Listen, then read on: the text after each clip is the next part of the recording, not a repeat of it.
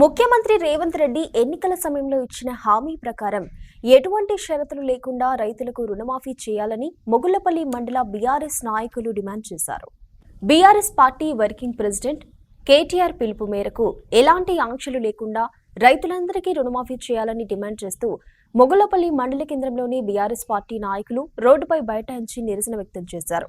CM Revanth Reddy ఎన్నికల సమయంలో ఇచ్చిన మాట ప్రకారం ఎలాంటి షరతులు లేకుండా రైతులందరికీ తక్షణమే 2 లక్షల రుణమాఫీ వెంటనే చేయాలని, లేని పక్షంలో ఈ ధర్నా కార్యక్రమాన్ని మరింత ఉధృతం చేసి రైతులకు న్యాయం జరిగే వరకు పోరాటం చేస్తామని హెచ్చరించారు.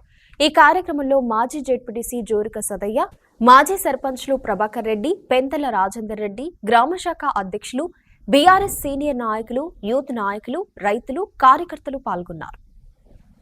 కాంగ్రెస్ పార్టీ ఇచ్చినటువంటి 6 గ్యారంటీలో భాగంగానే మొన్న 15 తారీఖు వరకే 2 లక్షల రుణమాఫీ పూర్తి కాలంలో చేస్తామన్నారు.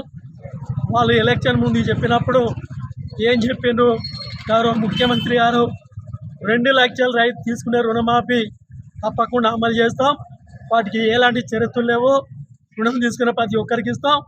మీరు గతంలో కేసీఆర్ కనుక రుణమాఫీ చేస్తే మీరు రుణమాఫీ అయినందు అటువంటి వాళ్ళు కానీ ఇక కొత్త రుణాలు తీసుకున్నటువంటి వాళ్ళు 2 లక్షల రుణాలు తీసుకొని తప్పకుండా మా ప్రభుత్వం వచ్చినాక చెప్తామన్నాడు.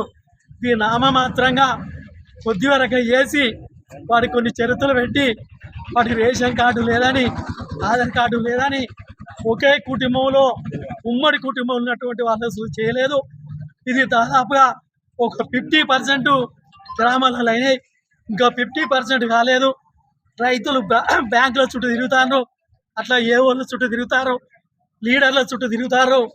రైతులను ఇబ్బంది పెట్టుకోకుండా ఎలాంటి షరతులు లేకుండా గౌరవ ముఖ్యమంత్రి గారు ఇప్పటికైనా స్పందించి వెంటనే రుణమాఫీ అయినటువంటి వాళ్లకు రుణమాఫీ చేయాలని మేము బీఆర్ఎస్ మండల పార్టీ పక్షాన మిమ్మల్ని డిమాండ్ చేస్తున్నాం.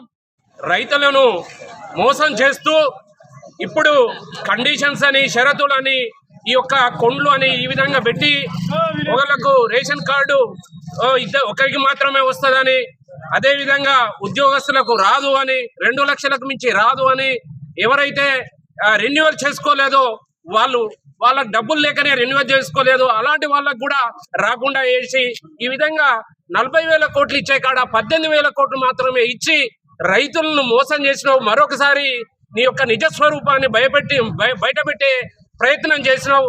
మరి ఎప్పుడైంది? మరి ఎప్పుడు ఇస్తావు? మరి ఈ రాష్ట్ర వ్యాప్తంగా ఈ రైతులు రోడ్ల మీదకి వచ్చినాక ఇస్తావా?